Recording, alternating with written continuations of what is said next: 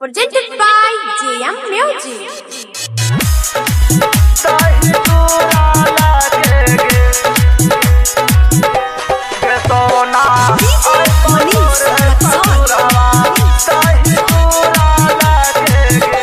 गे सोना आए बतौर ससुरवा कही चूरा लेके गे सोना आए बतौर ससुरवा कही चूरा लेके कहीं चूरा लेके पीला चारा लेके बैठ के तोरा खिलाबो गे कोरा फिर हम बोरा बिछाबो गे सोना आए बतौर ससुरवा दही चूरा लेके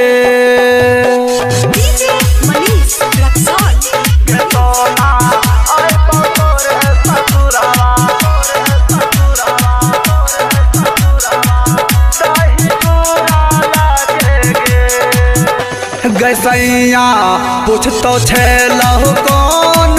कहन बाबू के छेलै जौन गछौरी बाबू के कहन जो गैसैया पूछतो छेलहु कौन कहन बाबू के छेलै जौन गछौरी बाबू के कहन जौन गै घाचक मामा फली खिलेबो फेर बड़ा बिछेबो गे सोना आए बतौर ससुरवा दही चूरा लेके DJ Manish Raksol. सोना आए बतौर ससुरवा दही चूरा लेके गए परबिन तोरा खिलातो खिचड़ी भम करतो साँझ भीतरी गठौरी साँझ करतो भीतरी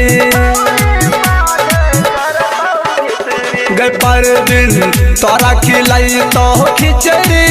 भम करतो साँझ भीतरी गठौरी साँझ करतो भीतरी गजे म्यूजिक के गाना बजबैते